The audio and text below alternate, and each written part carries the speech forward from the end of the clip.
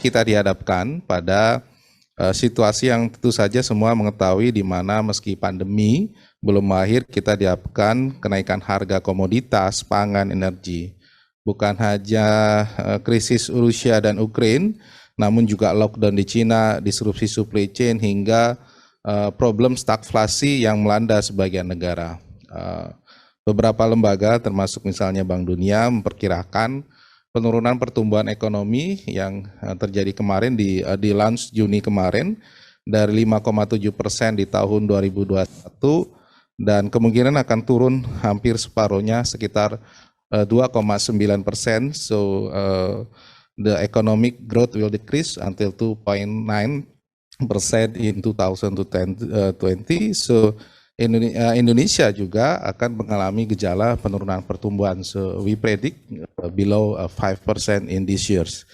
Implikasi terbesarnya bagi sebagian negara akan berbeda, termasuk di wilayah Asia Pasifik. Salah satunya adalah ketimbangan dari beragam parameter sosial ekonomi maupun dimensi-dimensi lainnya. Ketimbangan yang cukup nyata pada fase pemulihan ekonomi adalah bagaimana masing-masing negara mengakses vaksin COVID. So we have problem within country that a lot of people have problem with access of COVID.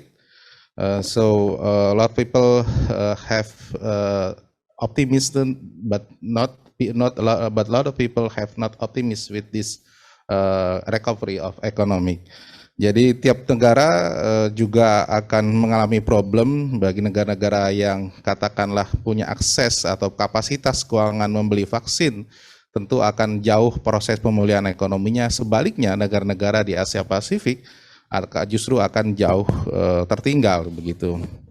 Implikasi kedua adalah mengenai inflasi di banyak negara begitu. Dan ini berdampak terhadap pemulihan ekonomi. Inflasi yang tinggi akan mengakibatkan tingkat kemiskinan yang beragam. Bagi negara-negara yang kemiskinannya tinggi, tentu akan sangat sensitif, akan semakin dalam jurang kemiskinannya. Sementara negara-negara yang kemiskinannya rendah mungkin juga terdampak, tapi tidak sedalam negara-negara yang kemiskinannya tinggi.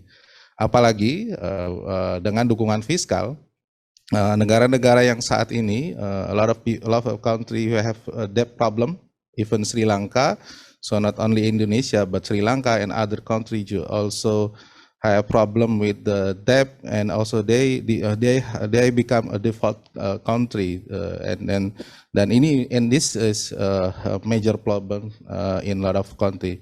Indonesia juga memiliki kemungkinan ancaman yang terbesar ketika dalam penanganan COVID, sehingga harus menangani dan menambah utang yang cukup besar. Dan saya kira kita cukup beruntung, meskipun mungkin potensi gagal bayar dari Indonesia mungkin butuh waktu yang cukup panjang, dan kita tidak inginkan hal itu terjadi. Bapak Ibu sekalian yang kami hormati, mengatasi ketimpangan bukan hanya pekerjaan otoritas fiskal, pemerintah yang cukup dominan, tapi juga moneter yang memang hari ini dihadapkan pada kenaikan suku bunga The Fed ya. We have problem with monetary policy because in this semester they rising the Fed until 150%. So I think this one condition that maybe we have concern about this issue to solve economic recovery too. Jadi memang ini yang menjadi problem ketika memang dari sisi moneter kita agak sedikit agak lambat begitu, karena dengan justru lambatnya otoritas moneter dalam mengenai inflasi dengan pengetatan melalui giro wajib minimum tidaklah cukup begitu. Inflasi akan menyebabkan masyarakat menjadi miskin dan mudah jatuh ke jurang yang semakin dalam kita lebih mempertahankan pertumbuhan ekonomi, sementara problemnya adalah pertumbuhan ekonomi yang saat ini terjadi justru dinikmati oleh masyarakat pendekatan menengah ke atas. So we have problem with the stagflation, but the economic growth, the role of economic growth only to the rich people, middle and rich people, not the poor people. So I think it is the problem with the stagflation. Ini yang membuat memang inequality atau ketimpangan semakin melebar. Bapak Ibu sekalian yang kami hormati, belajar dari apa yang terjadi di Asia Pasifik, kami kira sangat penting mengingat banyak hal yang telah dilakukan oleh negara-negara tersebut. Indonesia juga tidak kalah menarik ya, meskipun persoalan ketimpangan yang tinggi ditandai dengan Gini Index sebesar 0,381 pada September 2021 yang lalu. Karena itu, Indef bekerja sama dengan UNESCAP serta dukungan dari Kementerian Dalam Negeri dan Ford Foundation. We have support too from the Ministry of Home Affairs and the Ford Foundation to discuss this issue, ya.